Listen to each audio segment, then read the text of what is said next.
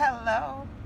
It may sound like a jet engine in the background, and it may very well sound like there's stuff hitting the glass, and that's because that's both true. The first thing is that the heat is on blast because literally just got off my shift and I am waiting for the car to warm up, number one.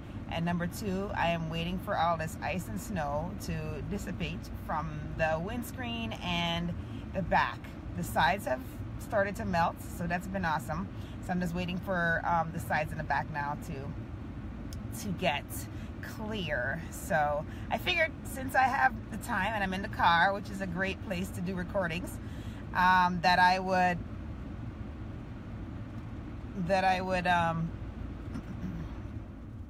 do this chat.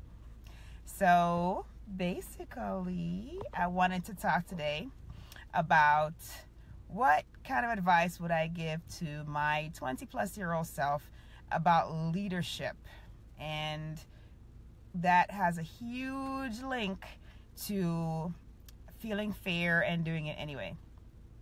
So lately, I have been thinking a lot about, being 43.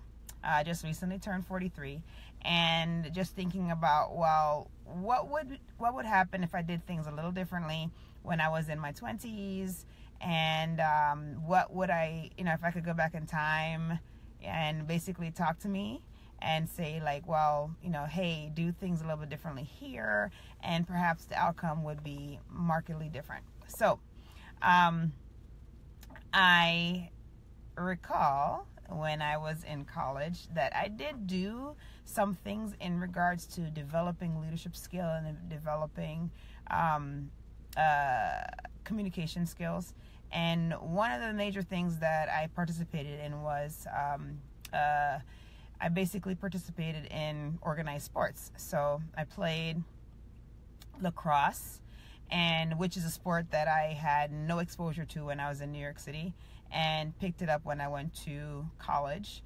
And I also played field hockey, again, another sport that I had no exposure to while in high school, and basically picked that up in college. So being a part of a team, I was never the captain of the team, but as an attack player, there's definitely a huge amount of leadership that's involved there, because you are partially a driving force on the offense to get momentum going in the sport and getting the team points. So I found that was a very enriching experience, and I would not change that. That was definitely something that was very positive. The other thing is, I did get involved in sorority life. So I pledged Delta Sigma Theta Sorority Incorporated, and we did quite a bit of items on our campus, which was, predominantly Caucasian. And so, it was very few of us, and we were able to still do some programs and get some things implemented, which was pretty darn awesome. So that was another way to practice leadership skills and develop that particular area of development. So, so then now fast forward to medical school, and in medical school, I did some group work and some committee work, but really did not really push to develop my leadership skill even more. Like, I didn't get involved in the student government, or I didn't look for an initiative to push forward and get going. So I feel like that was a missed opportunity. I think that I should have, if I were to tell my younger self, about taking advantage of opportunity during that time in my life, I would have definitely said that getting involved in some sort of initiative, or getting involved in some sort of political side of the House of Medicine as it stood for me then, which was as a medical student, then I would definitely have done that differently.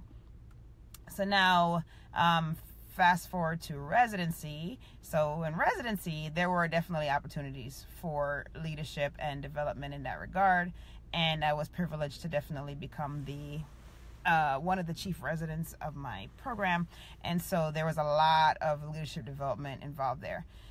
So, it's not that there was a paucity of opportunity or a paucity of items, but, maybe how I approach some of those situations could have been different.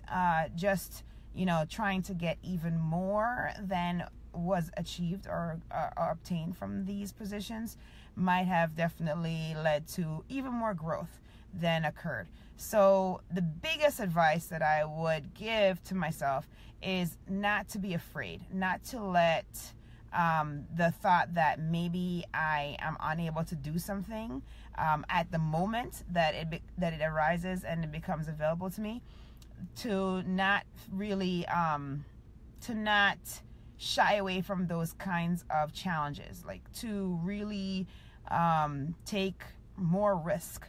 And I was definitely very, very conservative, very risk averse. So, and I'm not that I'm super, risky behavior now, but I tend to take a little bit more risk now at 43 than I did when I was 23. So, just taking calculated risks in order to get to that point where you're just getting that much more out of every experience. Because, honestly, with leadership, with growth in that department, you really need to constantly putting yourself out there, constantly giving yourself opportunities or putting yourself out there so that you can get opportunities in which to grow and develop this particular skill set. So that would be the biggest thing that I would say. So number one, don't be afraid to take risks. And then number two would be to look for opportunities for growth and development in the area of leadership and communication as much as possible. So that's basically what I wanted to share. So hopefully this is something that is helpful to you. Hopefully this may be something that's helpful to someone in the younger set currently who may be looking for ways in which to grow in this department, and just really realizing that, the things that you do when you're younger definitely have a huge impact on